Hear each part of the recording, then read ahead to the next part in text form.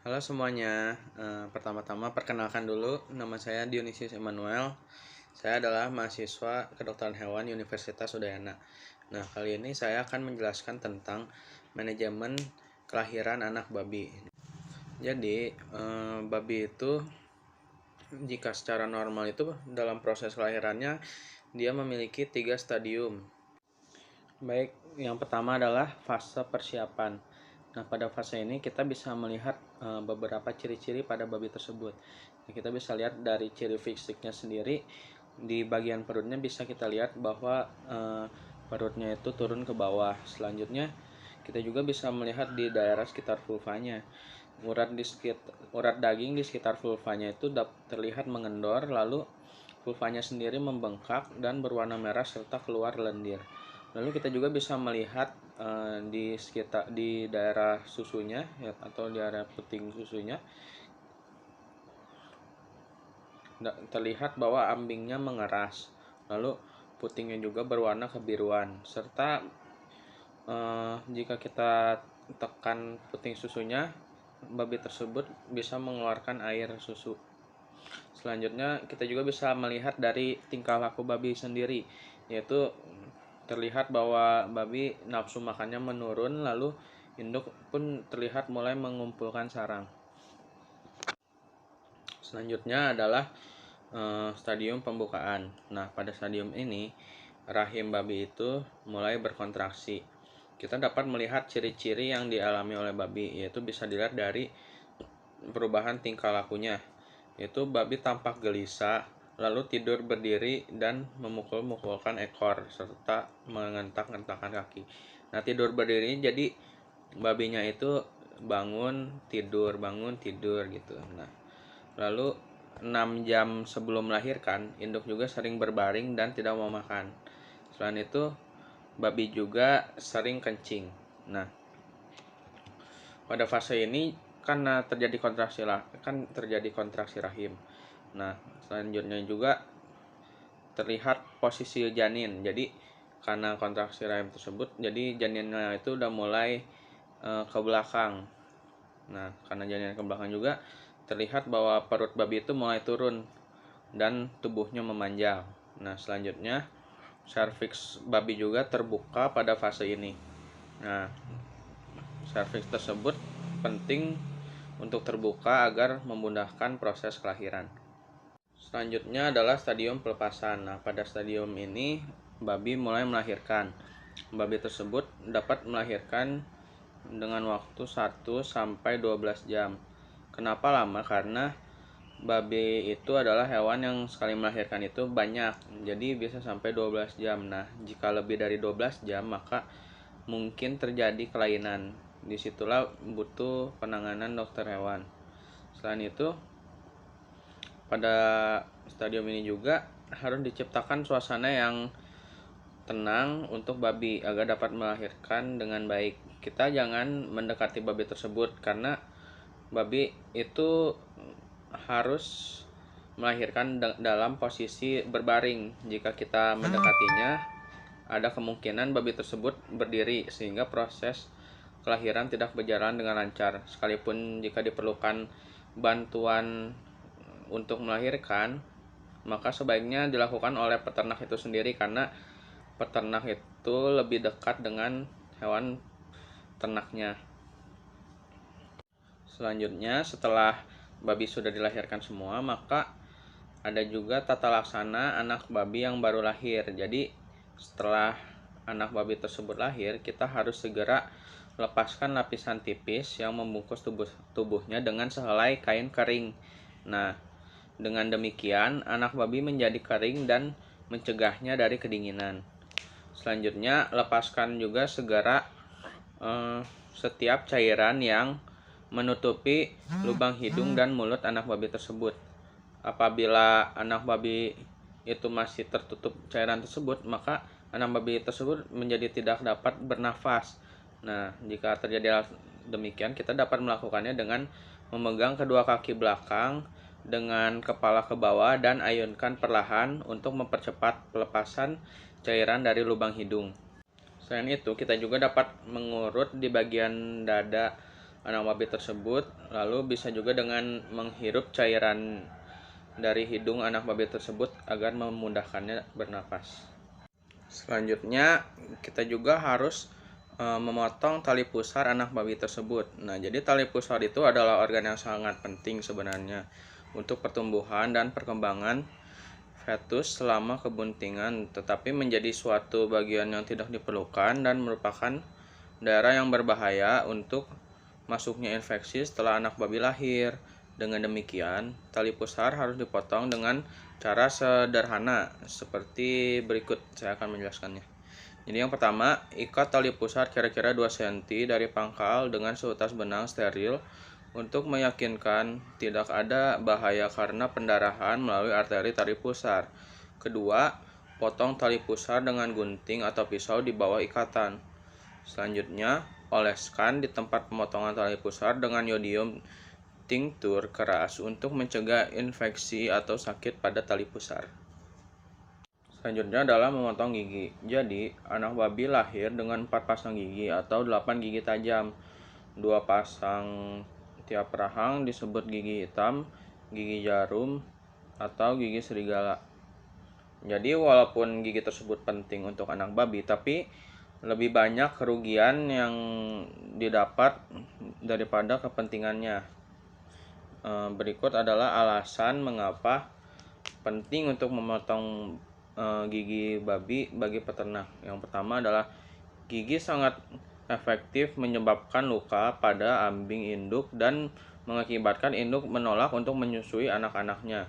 Dan alasan kedua yaitu apabila anak babi berkelahi untuk merebut satu puting susu atau bermain sesamanya, gigi dapat menyebabkan luka pada muka di mana luka tersebut dapat merupakan jalan masuknya penyakit yang disebabkan oleh mikroorganisme.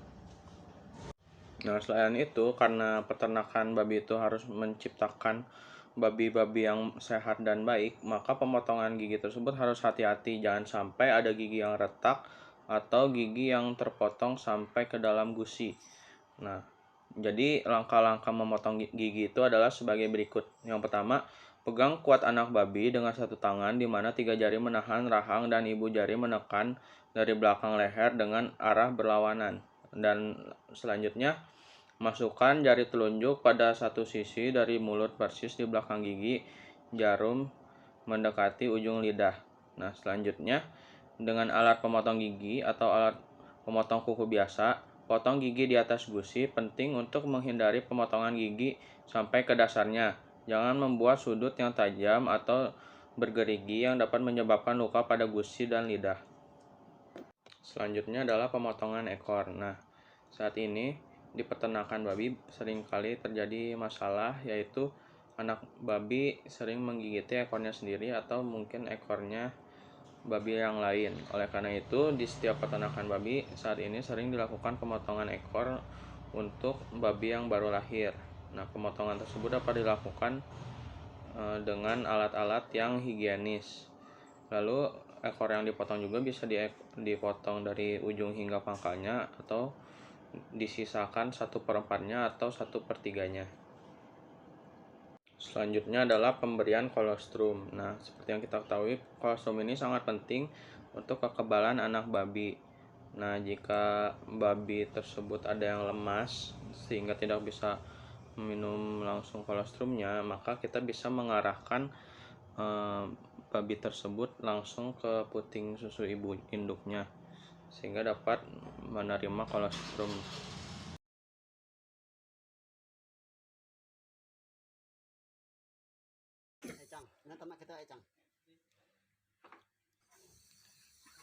Nah, ini keluar nih sobat nih. Nah keluar nih. Nah.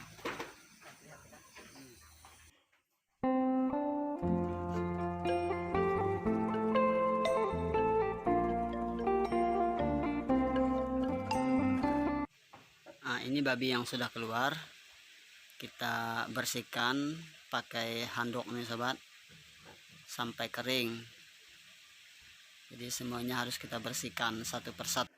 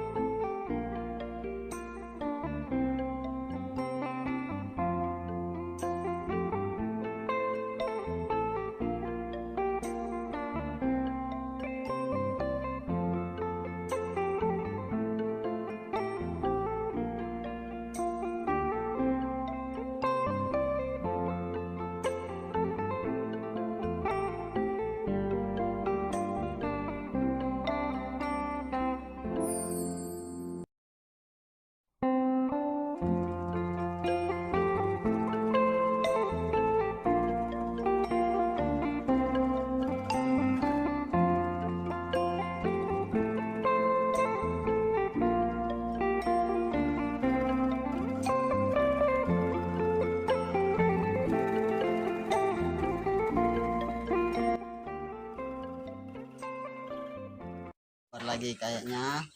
Ya ini dia. Nah, ini harus kita pegang nih sobat. Nah kita pegang nih. Nah udah keluar nih. Nah setelah keluar kita akan bersihkan. Nah ini dia sobat. Nah perhatikan. Nah tuh. Nah kita akan bersihkan menggunakan handuk kering. Handuk yang kering nih sobat, kita bersihkan, kita buang selaput-selaputnya sampai bersih.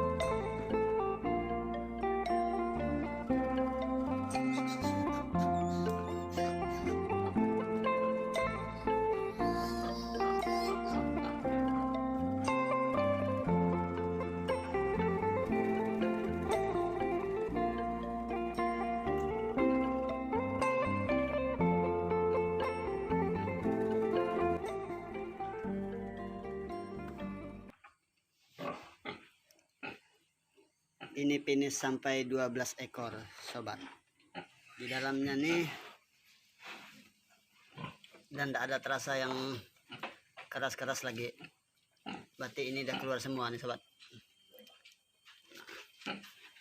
Mudah-mudahan 12 ekor ini jadi semua nih sobat. Ini adalah berkat dari Tuhan.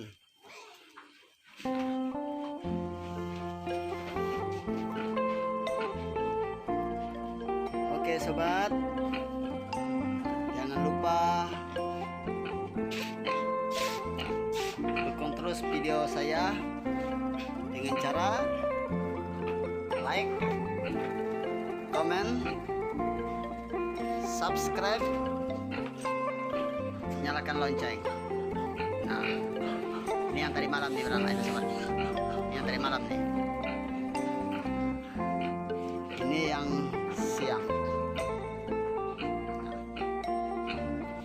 Sahabatku satu hobi, sampai jumpa di video-video kami yang selanjutnya. Demikian video dari saya ucapkan terima kasih.